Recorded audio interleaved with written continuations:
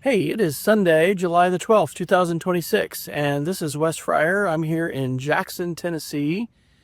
We actually are passing through on our way to Oklahoma, and as someone who is very interested in not only history, but also some of the very hard history and difficult history of our nation that took place following the Civil War, during Reconstruction, in the Jim Crow era, when there were so many terror lynchings of Black Americans. I was curious if there were any memorial markers, and indeed there is right here. So this is the courthouse, and I'll go ahead and read this memorial marker. I'll flip my camera around.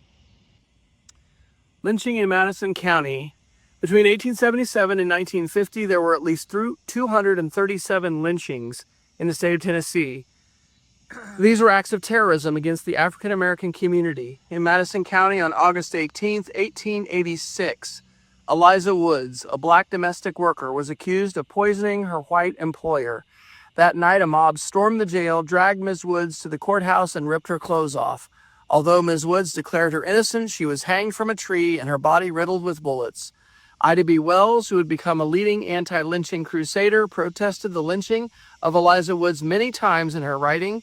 5 years later, John Brown and 3 other African Americans were passengers on an Illinois Central Railroad train. News reports accused Mr. Brown of severely injuring the switchman. Mr. Brown was arrested and at midnight on July 26, 1891, was forcibly taken from the jail by a mob of 500 masked men armed with rifles and lynched in the courthouse yard.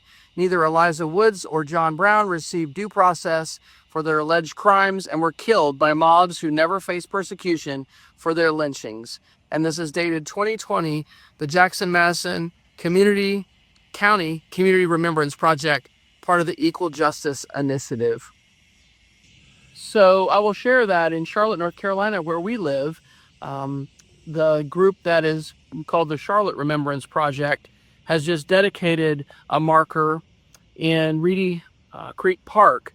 And this kind of documentation, this kind of remembrance is extremely important. And so I'm appreciative to the Equal Justice Initiative and to others who are making this very difficult and terrible chapter in our nation's history visible.